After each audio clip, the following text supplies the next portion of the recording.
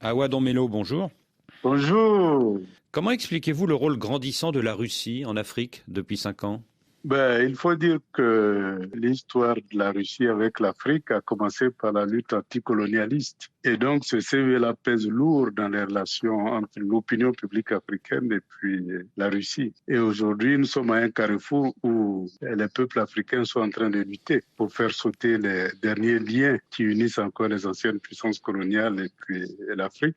Et il est bien évident que son influence ne peut que grandir au vu du CV de la Russie en Afrique, qui a commencé par se positionner du bon côté de l'histoire des peuples africains dans les années 45-60, lorsque les pays africains luttaient contre la colonisation. En Centrafrique et au Mali, la Russie est vue comme une alternative à la France. Quelle est, de votre point de vue, la différence d'approche entre les Français et les Russes? La France a un lien historique qui a commencé par la colonisation et qui se poursuit aujourd'hui par ce qu'on appelle la France-Afrique. La France a signé des accords de coopération qui font qu'elle a des avantages préférentiels. D'abord, l'accès au marché africain et puis aussi l'accès aux matières premières. Et donc, ces avantages-là font que la France a beaucoup plus une tradition de coopération de type colonial et néocolonial. Ce qui fait qu'aujourd'hui, quand vous prenez les pays africains, surtout de l'Afrique francophone, vous voyez que ces pays-là peinent à sortir de leur sous-développement justement à cause de ces liens coloniaux-là. Et donc, l'approche doit changer du côté de la France. Je pense qu'il est bon de prendre conscience que les derniers liens coloniaux qui existent encore entre la France et les pays francophones doivent sauter. Je pense notamment à la question monétaire, à la question militaire et puis aussi à la question de l'économie des matières premières. Pour moi, ces trois dimensions-là doivent être revues de long en large. De l'autre côté, vous avez la Russie qui se positionne.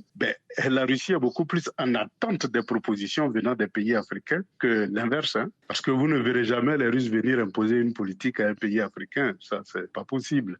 Mais n'y a-t-il pas des entreprises minières russes qui s'intéressent à certaines matières premières africaines comme la bauxite de Guinée-Conakry? Vous savez, l'accord entre la Guinée et la Russie était un accord d'abord militaire. Mais comment financer cet accord militaire-là? Ça a été par le biais de la bauxite. Et donc, c'est, je dirais, comment financer ces accords-là qui amènent la Russie à s'intéresser à certains produits miniers. Donc, elle opère dans le secteur minier pour financer ces accords de coopération avec ces différents pays-là. Mais elle n'est pas un acteur majeur. Vous prenez en Guinée, l'acteur majeur dans le secteur de la bauxite, c'est les Américains, c'est les Chinois.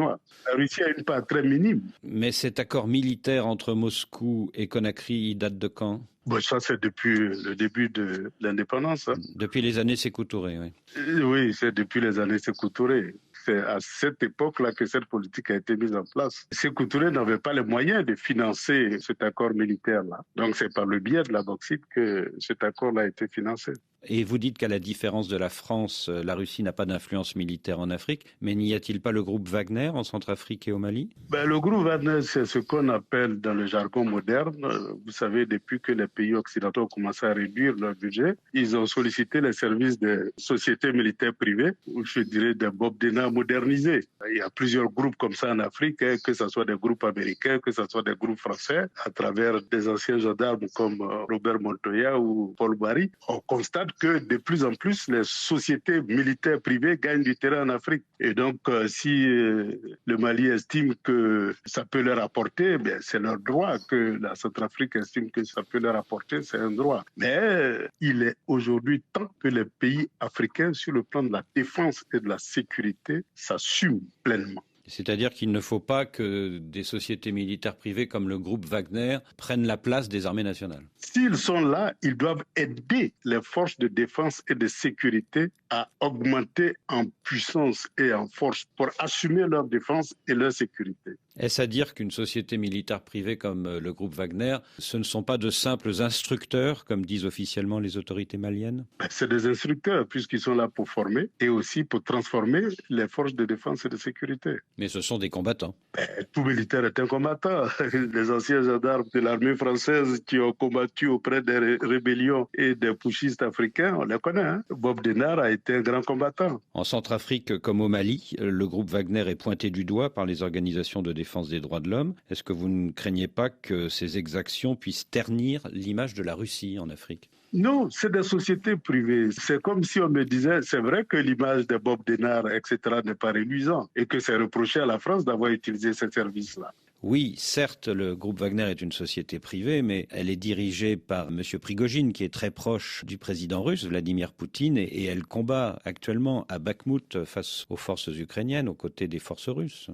Bouygues, Bolloré, etc., ils sont proches du gouvernement français. Donc, ça ne veut pas dire qu'ils perdent, du coup, leur statut de société privée. Non, Donc, je suis désolé. ce que je veux Ces dire, arguments ne tiennent pas la route. Ce que je veux dire, c'est est-ce que vous ne craignez pas que les exactions dénoncées ne ternissent non seulement le groupe Wagner, mais l'image de la Russie, tout simplement?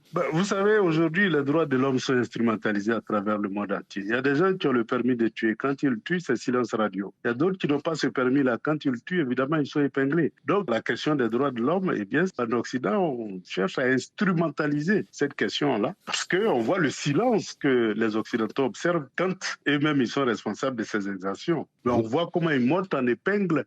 Moi, je me souviens du cas de la Côte d'Ivoire où on a accusé Laurent Gbagbo de tous les maux et on s'est rendu compte, en fin de compte, qu'il est innocent. Donc, je veux dire que cette instrumentalisation-là aussi a ses limites. Nous, en Afrique, on n'y croit plus, pour être franc. Dire que tel type a violé les droits de l'homme, tel autre ne l'a pas violé, on voit ce qui est dénoncé et ce qui est caché. Et donc, pour nous, la question des droits de l'homme, aujourd'hui, est devenue un instrument de politique des grandes puissances. Awa Domelo, depuis l'invasion de l'Ukraine par la Russie en février dernier, les Africains sont divisés. Est-ce que l'annexion officielle par la Russie de Vladimir Poutine de 4 provinces ukrainiennes, c'était le 30 septembre, n'a pas suscité beaucoup d'inquiétude chez les chefs d'État africains qui sont, comme vous le savez, très attachés à la souveraineté et aux frontières? Je crois que ça a soulevé beaucoup d'inquiétudes en Occident. Vous savez, souvent les Occidentaux cherchent à partager leur inquiétude avec nous, pays africains. Mais nous, en Afrique, on observe une certaine neutralité vis-à-vis de ce conflit-là. Lorsque vous prenez les provinces qui ont... Quand vous allez en Russie, parce que moi je vais tout le temps en Russie, et je vais aussi en Europe, je viens aussi en Afrique, donc j'essaie d'écouter un peu tout le monde. Les arguments qui sont avancés par les Russes ne sont pas les mêmes arguments que les Occidentaux avancent. Ils estiment qu'il y a eu des élections, ils estiment que les peuples ont le droit de s'autodéterminer, et ils estiment que s'ils s'autodéterminent pour s'allier à la Russie, c'est tout à fait normal que la Russie les accueille. Et donc pour eux, ils ont une autre vision. Oui, mais vous voyez bien, Awa Domelo, que le vote de certains pays africains a changé entre le mois de mars et le mois d'octobre, suite justement à l'annexion officielle de 4 provinces ukrainiennes par la Russie. Mais c'est leur droit. Chacun a sa grille de lecture. Il y a 2 principes dont il est question. D'abord, le droit des peuples à s'autodéterminer, ça c'est important, et l'intégrité des différents territoires, ça aussi c'est important. Et donc, pour ceux qui estiment que les peuples ont le droit de s'autodéterminer, eh bien, ils estiment que c'est tout à fait normal qu'ils demandent à adhérer à la Russie. Pour ceux qui estiment que c'est pas normal, ils voteront contre. Donc, c'est tout à fait normal. Est-ce que cette annexion officielle par la Russie de 4 provinces ukrainiennes, ça ne risque pas de donner aux Africains l'image d'une Russie impérialiste? Non, pas du tout. La Russie a été anticolonisatrice.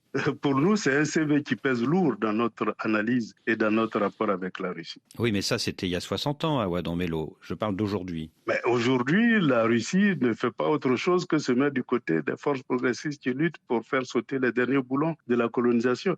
Vous savez, la décolonisation est un processus, ça a commencé en 60, mais il y a des liens coloniaux qui existent, notamment au niveau du CFA, au niveau de la présence militaire française, au niveau de l'économie des matières premières. Il y a des liens coloniaux qui doivent disparaître. Ce n'est pas normal que jusqu'aujourd'hui, une armée qui a été à l'avant-garde de la colonisation du continent africain continue de résider sur le sol africain. Dans les pays anglophones, vous ne verrez plus ça. Ce n'est pas normal que le franc CFA qui a servi à coloniser l'Afrique serve aujourd'hui à pérenniser, je dirais, la France-Afrique. Pour moi, c'est des aberrations de l'histoire qui doivent disparaître. Êtes-vous hostile à toute présence française en Afrique? Non, pas du tout. Moi, je parle bien le français et je crois que la France a un atout, c'est qu'elle partage la même langue que beaucoup de pays africains. Je fais ma formation en France, j'estime qu'il y a de très bonnes écoles en France que nous devons utiliser, il y a de bons laboratoires en France, il y a de bons produits français que nous devons continuer à développer, mais nous estimons qu'il y a des liens coloniaux qui doivent disparaître, c'est tout. Ce mardi, à Washington, s'ouvre un sommet États-Unis-Afrique. Est-ce que les Américains n'ont pas des arguments à la fois politiques et économiques beaucoup plus importants que les arguments russes sur le continent africain? Ben, ce qui est sûr, c'est que pour nous, c'est une situation qui, justement, favorise le continent africain. Voyez-vous, les États-Unis se réveillent brusquement pour proposer un sommet et pour faire encore des propositions. Eh bien, c'est bon à prendre. Et donc, nous avons une panoplie de propositions. Et je pense que c'est à l'Afrique de choisir le meilleur pour son continent. Et quand vous dites que les Américains se réveillent brusquement, voulez-vous dire que c'est à cause de la crise internationale provoquée par l'invasion de l'Ukraine par la Russie? Ben, on constate qu'il y a coïncidence et on constate que la position de l'Afrique a beaucoup gêné les Américains et les Occidentaux. Et je constate qu'on convoque les Africains justement pendant cette période de crise-là ukrainienne. Et donc, on va voir ce qui va sortir de là-bas. Alors, il y a eu un sommet Russie-Afrique, c'était à Sotchi en 2019. Oui, Est-ce qu'il y aura un nouveau sommet Russie-Afrique en 2023? Ben, tout est bon à prendre. C'est à nous de prendre le meilleur de chaque offre. Parce que l'Afrique n'a pas à choisir un camp ou un autre, alors que les besoins de l'Afrique sont tellement énormes que même aucun bloc ne peut satisfaire ces besoins-là. On a besoin que tous les blocs se mobilisent autour du continent africain. Et donc, pour nous, tout est bon à prendre. Donc, il y aura un sommet Russie-Afrique en 2023? Eh bien oui, ben oui. Et ce sera quand, dans l'année 2023? Bon, je n'ai pas la date précise, mais bon, on le saura bientôt. Et ce sera en Russie, hein? Ce sera probablement en Russie. D'ici la fin de l'année 2023. Oui, exactement. Sur le plan économique, justement, en tant que représentant des BRICS pour l'Afrique de l'Ouest et l'Afrique centrale, quels sont les grands projets d'infrastructure que vous portez actuellement? D'abord, les projets d'infrastructure, c'est des projets qui sont dans l'agenda 2063 de l'Union africaine en priorité, et aussi les projets que nous négocions directement avec les pays cibles qui ont été choisis pour les premières actions. Et donc, dans l'agenda 2063, c'est vraiment les grands projets d'infrastructure d'interconnexion entre les États africains. Et donc, ces infrastructures d'interconnexion, ça concerne aussi bien les autoroutes, les routes, les chemins de fer, la télécommunication, l'énergie et tous les autres services connexes. Et donc, c'est ces grands projets-là qui constituent le portefeuille de projets qui sont la cible des pays des BRICS vis-à-vis de l'Afrique. Vu son poids économique, est-ce que la Chine n'est pas le poids lourd des BRICS aujourd'hui en Afrique, peut-être au détriment de la Russie d'ailleurs? Évidemment que la Chine est le poids lourd, il n'y a pas de doute par rapport à ça. Et nous devons faire de telle sorte que tous les pays des BRICS augmentent leur intervention en Afrique pour qu'on puisse rattraper très vite notre retard en matière d'investissement en infrastructure et en industrie. On dit que les investissements russes en Afrique ne représentent que 1% de l'ensemble des investissements venus de l'étranger sur le continent africain. Est-ce que cela ne montre pas qu'en réalité, le poids économique de la Russie est très faible? Mais il faut comprendre un peu la logique russe. L'Union soviétique a eu pendant longtemps une politique d'autosuffisance, c'est-à-dire produire pour les besoins. C'est le slogan socialiste. Et donc, c'est avec Poutine qu'il y a eu un véritable patronat qui s'est développé, ce qu'en Occident on appelle des oligarques. Et donc, c'est maintenant que le patronat s'organise pour affronter le marché international. Donc, pour nous, ça devient une opportunité. Et donc, c'est tout à fait normal que le poids de la Russie soit faible. Mais notre souhait, c'est que ce poids-là augmente. Parce que je dis, les besoins de l'Afrique sont énormes. Et est-ce que la Russie n'a pas tendance à se cantonner en Afrique à deux domaines qui sont la sécurité et les matières premières? Mais c'est le domaine traditionnel. Aujourd'hui, pour nous, le plus important, c'est qu'on définisse une nouvelle politique et qu'on développe une nouvelle coopération avec la Russie pour que la Russie intervienne aussi dans d'autres secteurs qui puissent permettre à l'Afrique de combler son déficit. Awa Danmelo, merci.